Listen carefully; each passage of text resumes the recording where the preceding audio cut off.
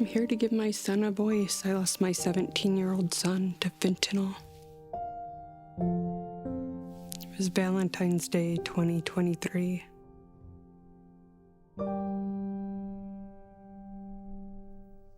He was smart, funny, popular, got along with everybody.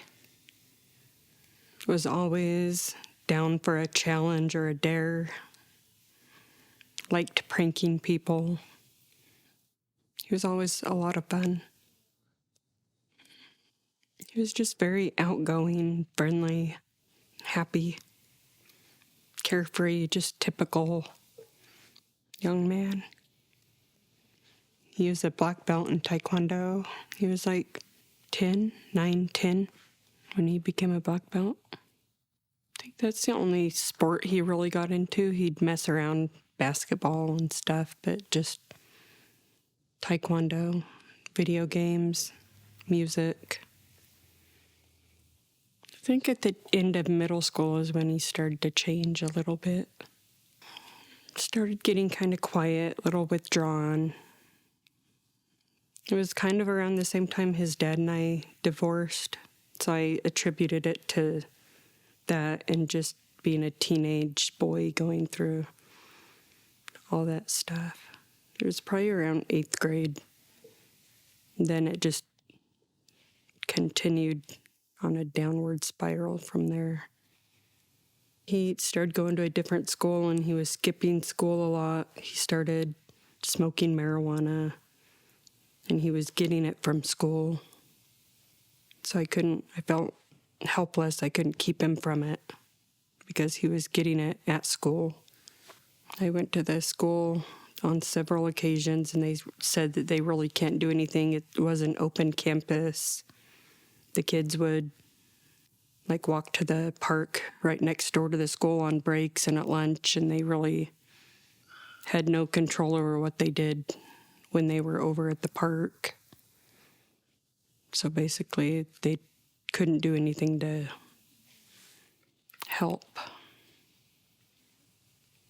And then COVID happened, so he got even more withdrawn, staying up in his room doing his schooling. And also, because he didn't have his connection for marijuana, he started looking for other ways to get high. One of the things that stand out was I found a dozen of the medicated nasal inhalers, it's Bazonex or something. It's along the lines of the vapor type things that you put in your nose and inhale when you have nasal congestion. I would find dozens of them in the bottom of his garbage can. So I believe he was using those to get some kind of effect. Yeah, I remember Googling it at the time, but I don't remember at this point. But I did read that it could be used in ways to get high or to make a better high.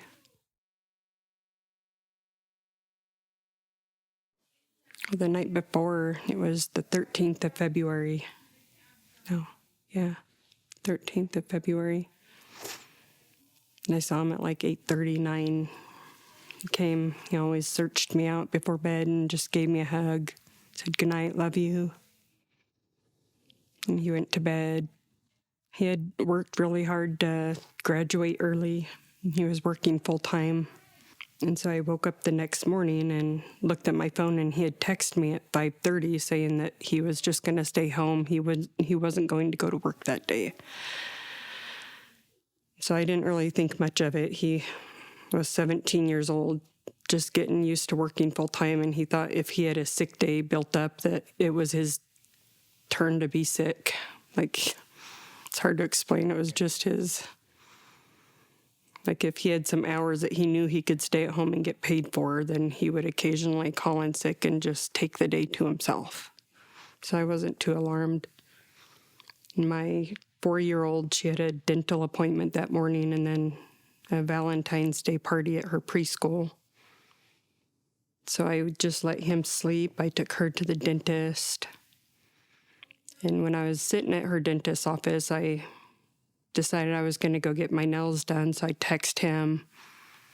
I was like, I have a coupon. I'm going to go get my nails done. I want you to go and get your crusty feet worked on. And so no text back. I'm like, he's still sleeping. So I went home. I took her to her little school program. Then I went home and he still wasn't awake, so I was going to let him sleep in a little while longer. I sat on the couch scrolling through my phone and eating macaroons. Then I tried calling him. He didn't answer. So then I tried texting him again. I said, wake up. Because I knew if we were going to go spend time together, it had to be soon because I would have to pick his sister up from preschool. So I gave him a few more minutes and went and knocked on his door. And at this point, I was more alarmed or worried that he was going to be mad at me for waking him up. So I knocked. Nothing. Just stood there. I really didn't want to get in trouble if I woke him up. So after another minute of knocking, I went in and he was laying in his bed sleeping. I'm like, oh, he's fine. I went up to him and just rubbed him on his back. I'm like, hey. No response. And so I leaned over him because his face was turned away from me and I saw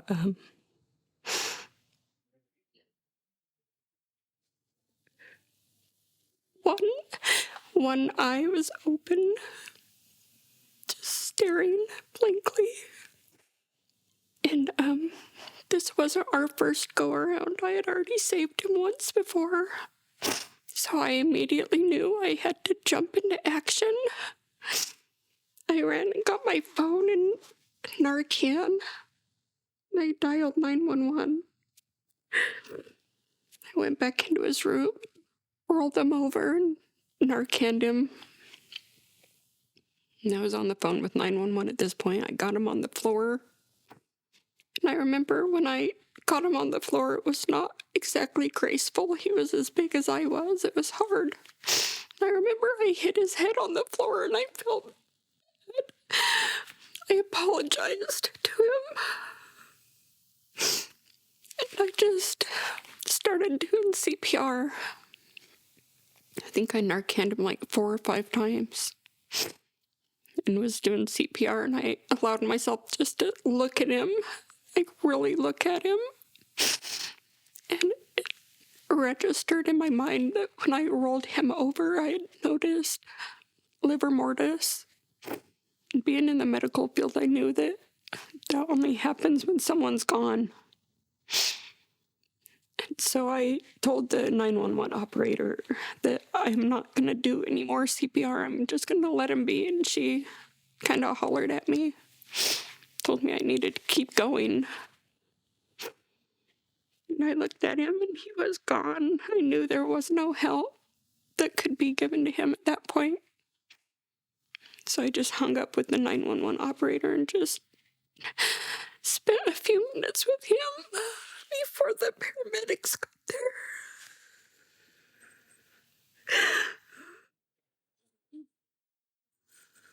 I just remember asking him, what did you do?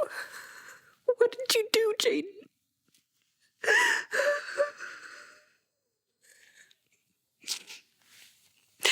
And I just prayed for him.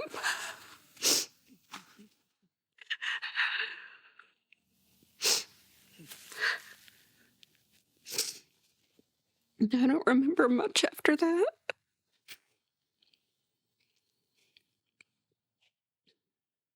I have a friend that lives like right down the street, so I called her right away, and I think she beat the paramedics there by a minute. And I don't remember, but she said I threw up and I was just screaming. I don't remember it.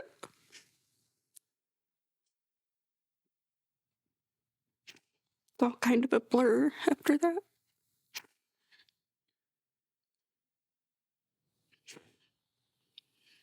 Then I had to sit outside while the narcotics detectives did an investigation.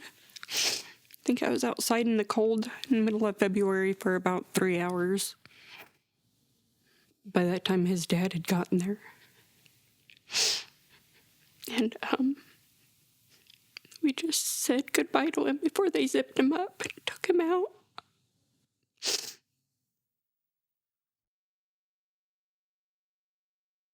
My son was treated like a number. To the detectives, he was just another dead kid, another young black man is the way I took it. He was treated like a number. There were several different occasions after their investigation when I was in his room and found crushed up pills. In the, he had a computer desk in the area where you'd pull out the keyboard. There was crushed up pills and a dollar bill that he had used to snort it. So it's like 3 hours of an investigation. You'd think that they would have found that if I found it in 5 minutes of being in his room. I mean, my 4-year-old and my 3-year-old niece were in the home at that same time, and they could have came in contact with it. Yeah. So I think they really dropped the ball. So, I mean, it has to make you wonder.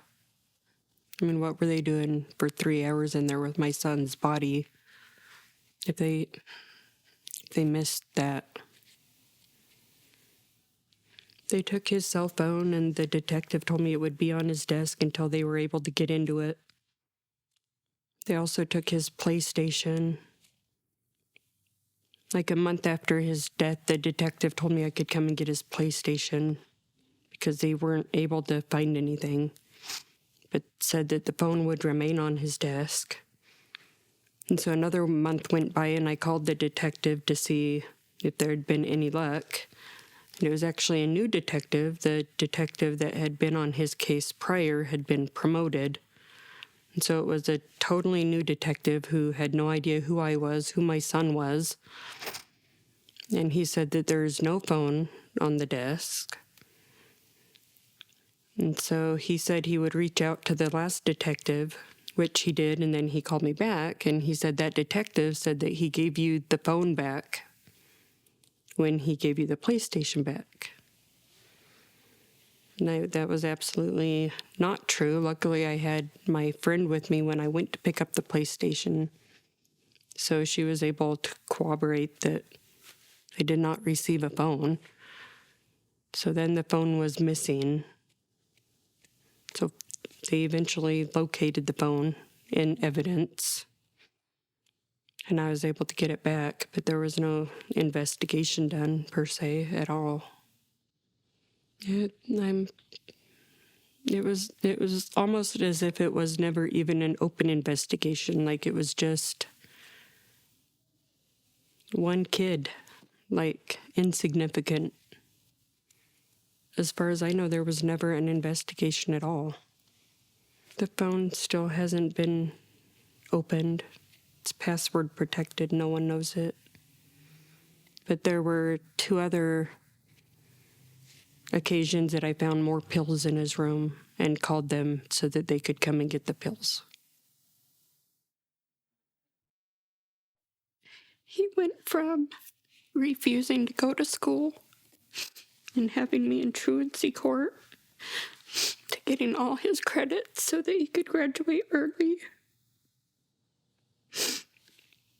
And he didn't live long enough to walk with the other classmates, but the school gave me this, and they had an artist draw his portrait. I just think it's a huge accomplishment. I'm so proud of him. I think I'm doing pretty good. If nothing else, I'm getting better at pretending I'm okay. One day at a time.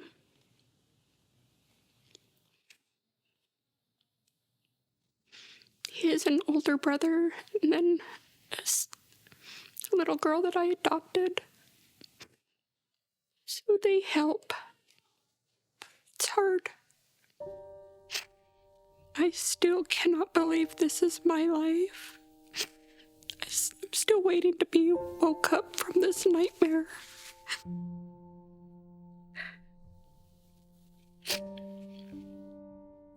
I feel like if it can happen to my son, it can happen to anyone's.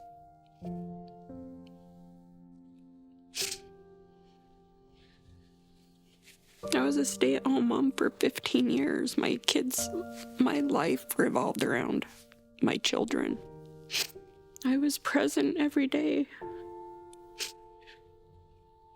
And it still happened.